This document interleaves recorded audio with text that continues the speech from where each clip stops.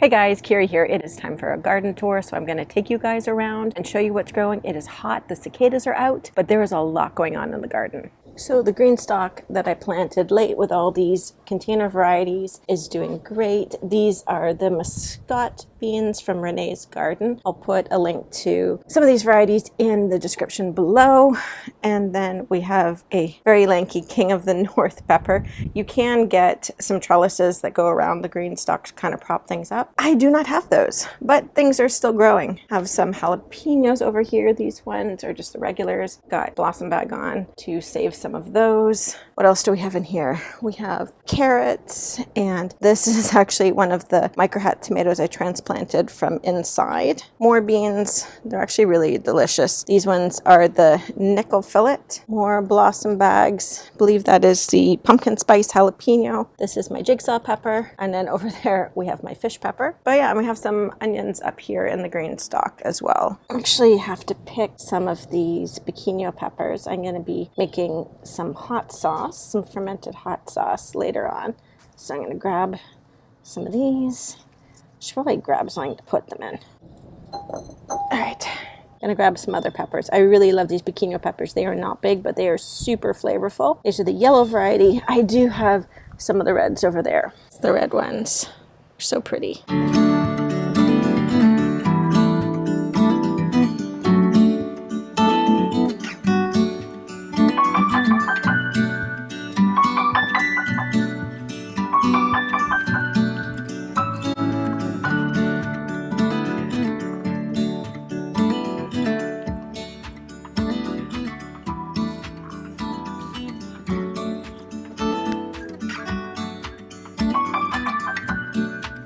First harvest, and then we'll grab some of the sweet bonnet peppers if I can find any that are ripe. Oh, there we go. Some of the sweet bonnets. You can see some. Where are they? They're hiding from me. Oh, there's one.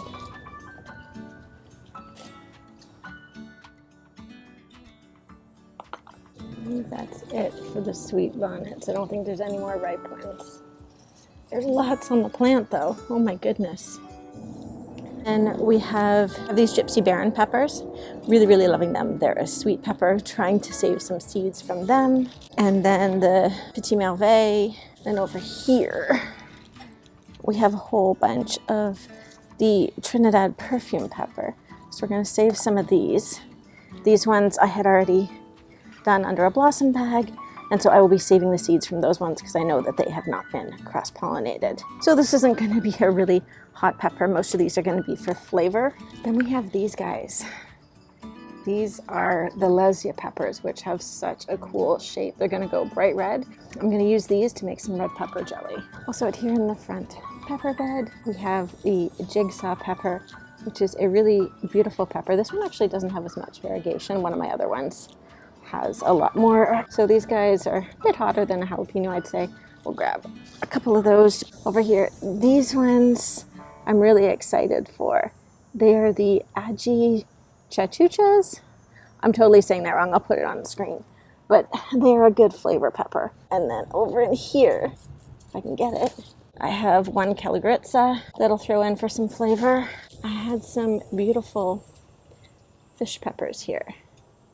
So the fruit is variegated, the leaves have this stunning variegation on them, and I'm just obsessed with them.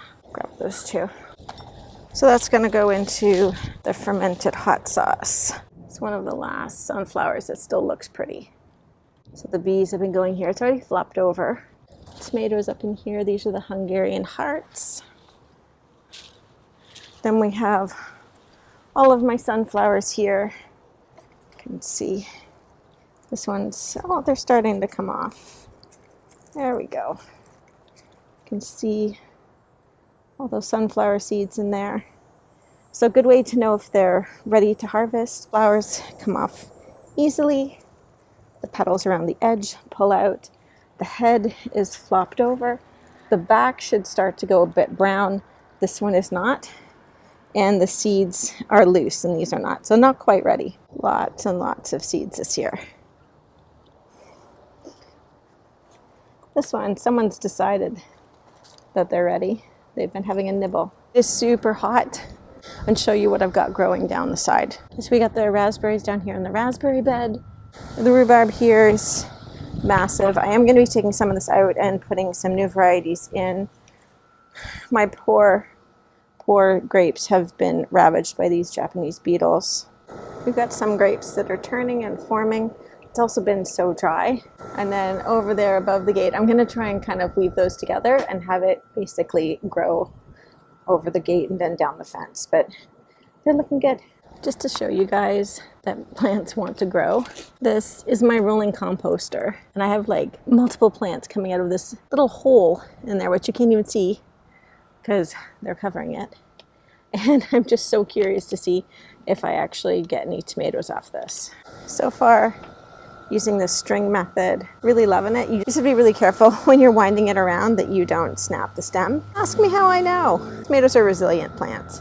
Got some tomatoes here. These are the Napas. Oh, I waited too long and it rained and they've split. Still good to eat, but you don't want to leave them out too long or they're going to get buggies in there. I'll save this one for bacon. She loves tomatoes. Strawberries are growing like crazy in the green stalk. These ones were started a little bit late, but still, we got some little tiny strawberries starting. This green stalk really needs to be cleaned out. The thyme is still good, and we have a little bit of basil, but it's going to seed. And I have a couple of peppers over there, but got some of these beans. I already harvested a bunch this morning and started shelling them. Got some coriander here that I'm gonna need to save. Got some more tomatoes to harvest. The worms are doing good. I have to get the worm castings out soon. I've mentioned it on other videos, but these amethyst jewel tomatoes are my absolute favorite tomatoes. They are beautiful and they taste incredible. I'm gonna be growing these every single year from now on. I have some slippery silks beans in there. A little yellow watermelon that's trying to grow up the trellis. I have my elderberry that I need to get into the garden. And then this is just all tomatoes. And we have some hyssop here. And then I have one little honey nut squash down there on the ground. Tears of Job, I've never grown this before, but there's some on there.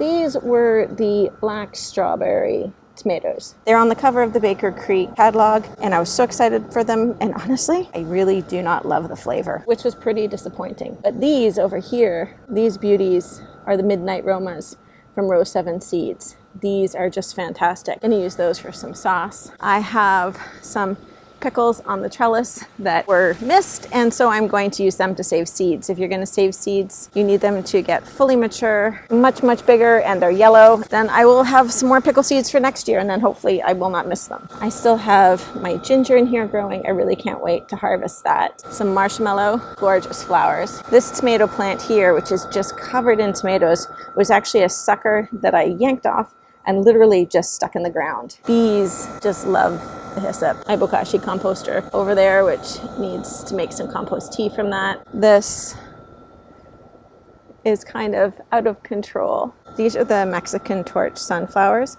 In terms of looks, they are definitely not my favorite flower, but I will be growing these every single year from now on. Every day, this entire plant is covered in pollinators. There's bees. I've seen monarchs here constantly as bees are flying around.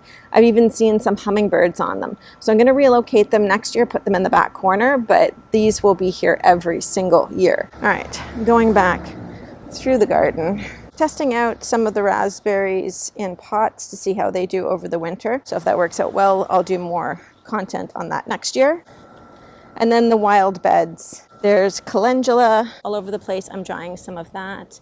I tried some of this buckwheat for the first time to enhance the soil. I have to cut that all down, but really liking that. I have some of these miniature little spaghetti squash, more calendula. They're just so pretty. These are the strawberry blonde calendula. I have some yarrow, which is just gorgeous, kind of in love with that. My blueberry bush, which needs to make its way into the soil. This is my other elderberry plant in a pot, so I wanted to try one in the pot, and I'm going to do the other one in the ground and see how they do. Then we have the strawberry and asparagus bed. Still have some spears coming up. Definitely not harvesting those, just letting it go to the asparagus fern and put down extra roots. This one was a baby one I put in this year, so it's a mix of new ones this year, some from last year, some that are even older. These ones over here are my most well-established ones. They're a couple years old.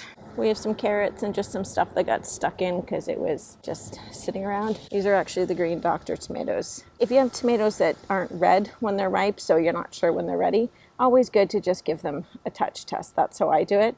These ones are all still pretty firm, so not ready to harvest. Have some walkway carrots. These are volunteers from last year. From the ones that I've already harvested, they seem to be the Uzbek Gold, which was one of the ones that went to seed. Most of the onions have been harvested. Still have some carrots in here, and then the sea of parsnips. Over in the back corner, over there we have the little espalier apple tree, and then more parsnips. Then over here we have some Cosmo corn, which did not do much of anything this year. I wanted to give it another try, and then some of this rainbow chard, which is just beautiful. I kind of feel like everyone's talking about this quiet quitting lately. I feel like I kind of quiet quit my garden this year a little bit. Definitely a list of things I'm going to do better next year. I mean, that trellis in the back is still completely empty. That was basically because there was something going wrong in that back bed, and none of the cucumbers or pickles even took on that side. It's always a learning experience. Talking about plants that want to grow, I have some ground cherries. I did not plant these ground cherries. I had taken out an old retaining wall and just dumped it here, and up popped this ground cherry. So I will be thankful for the food, then we'll get rid of them for next year. This is the bed that wasn't doing very good. The pumpkin, which is the one plant over there, which has 2 pumpkins on it, it decided to leave.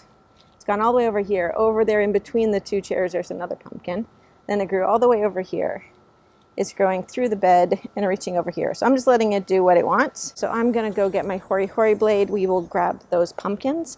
And other than that, I'm pretty much melting. Got the hori blade. This is like one of my favorite things in the garden. I'll set you guys down on this table, and then I'm gonna go cut me a pumpkin.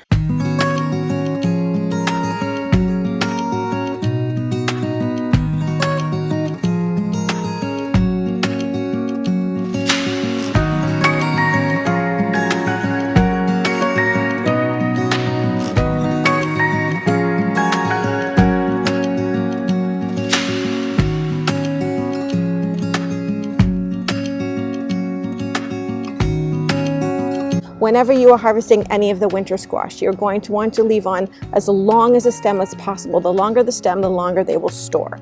So just a good tip, leave it as long as you can. So go ahead and let me know down in the comments what you are harvesting in your garden and where you are. I'm in zone 5B, and things are really, this is the hottest time for us pretty much. So things are suffering a bit, other things are thriving, but I'd love to know where you are and what's growing in your small but mighty garden. Given the fact that I'm about to melt, I'm going to head inside with my pumpkins.